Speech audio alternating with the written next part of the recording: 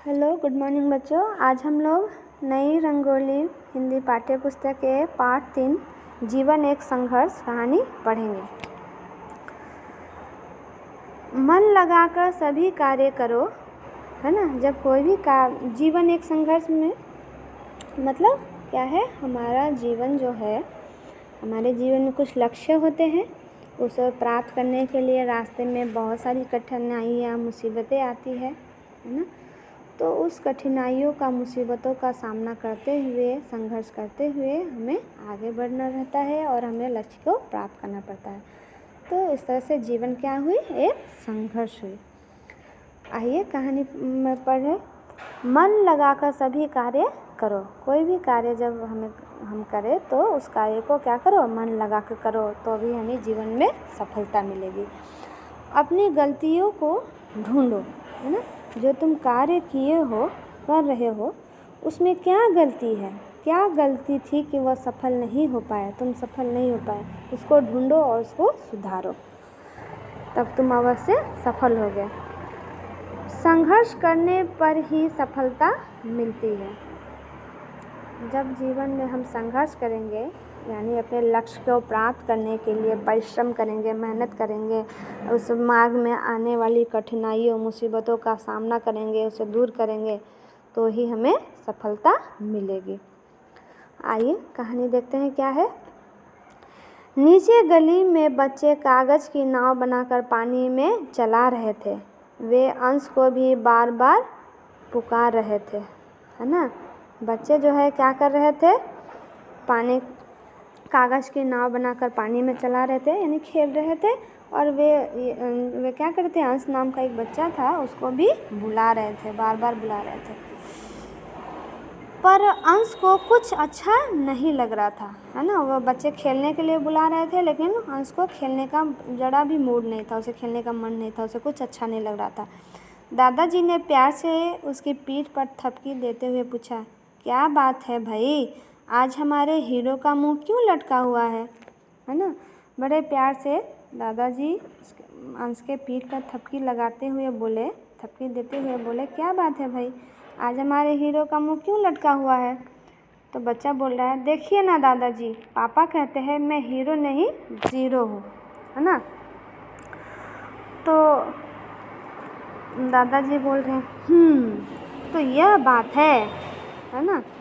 परीक्षा का परिणाम अच्छा नहीं आया, है ना। दादाजी बोल रहे हैं, अच्छा तो ये बात है, लग रहा है परीक्षा का परिणाम यानी नतीजा जो है अच्छा नहीं आया। पर तुमने तो कहा था कि तुमने पूरी तैयारी की है, दादाजी ने बड़ी नरमी से कहा, है ना। दादाजी ने कहा, अच्छा तो तुम्हारा परीक्षा परिणाम यानी नतीजा जो है अच्छा नहीं आया, लेकिन तुमने तो कहा था कि तुम्हारी तैयारी बहुत अच्छी है। बहुत नरमी से, मतलब प्यार से दादाजी ने पूछा। आप लोगों को क्या पता कि परीक्षा देना कितनी टेढ़ी खीर है ना।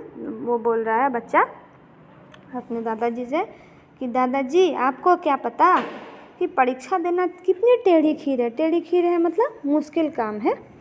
कभी अध्यापिका 10 मिनट पहले ही पेपर ले लेती है, कभी प्रश्न घुमा फिरा कर पूछे जाते हैं, कभी पेपर बहुत लंबा होता है, कभी परीक्षा से एक रात पहले बिजली चली जाती है, और कभी मैं भी तो बीमार पड़ जाता हूँ। अंश एक ही सांस में सब कट गया, है ना। अंश ने देखो कितनी सारी बाधाएं, रुकावटें, मुसीबतें बताई कि देखिए मेरे परीक्षा परिणाम जो गलत आया उसका कारण क्या है। ये परीक्षा देना बहुत मुश्किल काम है।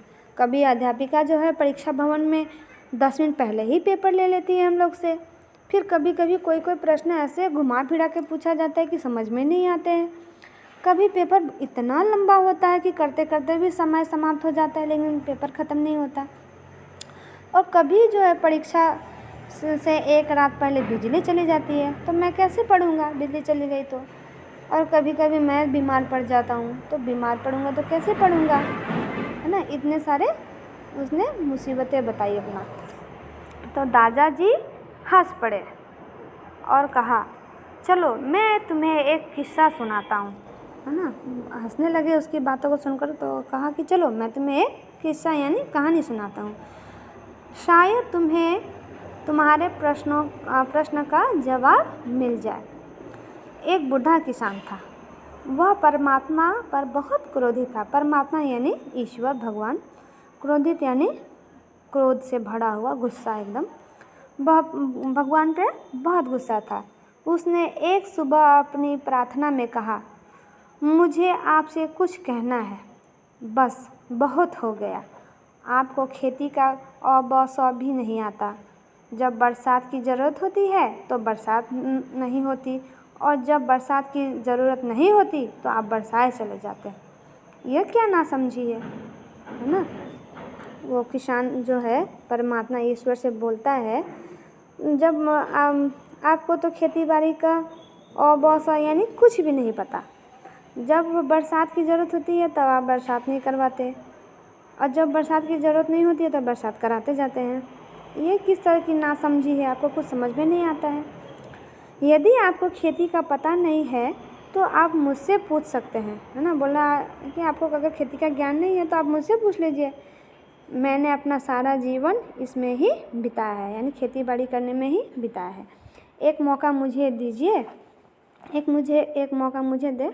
आने वाली बरसात में मुझे तय करने दें और देखना है कि क्या होता है ना। मुझे एक मौका दीजिए, देखने दीजिए कि क्या होता है। परमात्मा ने कहा, ठीक है, इस बरसात में तुम तय करना। परमात्मा राजी हो गया, तैयार हो गया, बोलते अच्छा ठीक है, ये अभी इस बार की बरसात में तुम ही तय करना कि क्या करना है। तो किसान ने तय किया और वह बहुत खुश था कि अब वह परमात्मा को बताएगा, है ना, कि फसल में क्या क्या ज़रूरत होती है। अब मैं बताऊंगा उनको। और फिर क्या हुआ, फसल काटी गई, है ना। फसल तैयार हो गया, फसल काटी गई, तब वो उलझन में पड़ गया। उलझन यानी चिंता में पड़ गया। किसान को की फसल काटी गई और फसल को देखकर वो उलझन में पड़ गया, चिंता में पड़ गया। वहाँ गेहूँ थे ही नहीं, सिर्फ खाली छिलके बगैर क्या थे, गेहूँ के थे, है ना। उसमें गेहूँ थे ही नहीं, सिर्फ क्या थे, छिलके थे, वो भी बगैर गेहूँ के थे। उसमें कुछ नहीं था, सिर्फ छिलके थे। क्या हुआ, इतने लंबे पौधे, इतने लंबे कि साधारण गेहूँ से 4 गुना अधिक बड़ा गेहूँ आना चाहिए। अचानक उसने बादलों में से हंसी सुनी, है ना। किसान सोच रहा है कि अरे ये क्या हुआ, इतने लंबे लंबे पौधे थे, है ना। इतना लंबा पौधा था कि साधारण गेहूँ से भी 4 गुना अधिक गेहूँ होना चाहिए था, बड़े बड़े दाने होते। पर ये क्या हुआ, ना गेहूँ है, कुछ भी नहीं है, सिर्फ छिलके हैं। तभी अचानक बादलों में से हंसी सुनाई पड़ी। परमात्मा हंसे और बोले, अब तुम क्या कहोगे, है ना। परमात्मा हंस के बोल रहे हैं, अब तुम क्या कहोगे। तो किसान बोला, मैं आश्चर्यचकित हूँ। आश्चर्यचकित मतलब हैरान हूँ, क्योंकि विध्वंस की तो कोई संभावना ही नहीं छोड़ी थी, है ना। क्यों विध्वंस यानी क्षति की। किसान बोल रहा है, मैं हैरान हूँ क्योंकि क्षति के लिए तो मैंने कोई संभावना ही नहीं छोड़ी थी, सब कुछ अच्छे से किया था, और जो कुछ भी मददगार हो सकता था दिया, मतलब जो जो चाहिए था, जो था करना था, मैंने सब किया। पौधे इतने अच्छे बढ़ रहे थे और फसल इतनी हरी भरी और खूबसूरत थी। मेरे गेहूँ को क्या हुआ, है ना। इतनी जो जो चाहिए था सब चीज़ मैंने किया, और फसल भी अच्छी हो रही थी, गेहूँ हरी भरी थी, फिर गेहूँ के दानों को क्या हुआ। परमात्मा बोले, क्योंकि तुमने सारी चुनौतियों को टाल दिया, यानी गेहूँ को उपजने के लिए, दाना बनने के लिए जो जो चुनौती सामना करना था वो तुमने टाल दिया, उसको करने ही नहीं दिया। तुमने अपनी मदद से उसमें पहले ही सब कुछ डाल दिया, तो उसको चुनौती का सामना ही नहीं करना पड़ा। तो गेहूँ का विकसित होना तो असंभव था, उन्हें चुनौतियों की ज़रूरत थी, है ना। उन्हें चुनौतियों की ज़रूरत थी, तभी वो आसानी से तब वो उसमें दाने उपजते, चुनौती का सामना करते हुए। अब किस्सा वो किसान वाला समाप्त हुआ। तो किस्सा सुनाकर दादाजी अंश का चेहरा देखते रहे, है ना। किस्सा सुनाकर अंश का चेहरा देखते रहे दादाजी। अंश के चेहरे पर निराशा के स्थान पर जिज्ञासा नजर आई। अब अंश के चेहरे पर निराशा नहीं थी, कुछ जिज्ञासा थी की चुनौतियाँ क्या होती है ना, ये जिज्ञासा थी। दादाजी मुझे बताइए चुनौतियाँ क्या होती है। तो दादाजी बोले, बेटे जीवन का दूसरा नाम संघर्ष है ना। जीवन का दूसरा नाम क्या है, संघर्ष है। यानी जीवन जीने के लिए रास्ते में बहुत सारी कठिनाइयाँ मुसीबतें आती है और उस मुसीबतों को हमें दूर कर अपने लक्ष्य को पाना होगा। तो वही क्या है, जीवन है। तो दादाजी बोले, जीवन का दूसरा नाम संघर्ष है। सबके सामने कई मुसीबतें आती हैं, उन्हें दूर कर अपने लक्ष्य को पाना ही जीवन है। मनुष्य को परिश्रम करना चाहिए, है ना। हमेशा मेहनत करना चाहिए, परिश्रम करना चाहिए। परिश्रमी मनुष्य कभी शिकायत नहीं करती। जो परिश्रमी व्यक्ति होते हैं वो कभी शिकायत नहीं करते। अपना जो दोष है वो दूसरों पर नहीं डालते कि तुम्हारे वजह से ये नहीं कर पाया, मैं तुम्हारे कारण ये मेरा काम अधूरा रह गया। तो ये दोष दूसरों पर नहीं डालते। वो उन्हें अपने मेहनत पर विश्वास होता है। जो गलती होती है उन्हें वे सुधार कर फिर से मेहनत करके अपने लक्ष्य को प्राप्त करते हैं। तो बोल रहा है, दादाजी मैं अब बहुत मेहनत करूँगा, कक्षा में प्रथम आऊँगा। अंश ने आत्मविश्वास के साथ कहा कि दादाजी अब मैं क्या करूँगा, मेहनत करूँगा। अब मैं मेहनत करूँगा और कक्षा में प्रथम आऊँगा। इसमें आत्मविश्वास, एकदम मन में ये विश्वास आ गया और उसने विश्वास के साथ ये बातें कही। आशा है बच्चों आपको ये कहानी समझ आ गई होगी। धन्यवाद।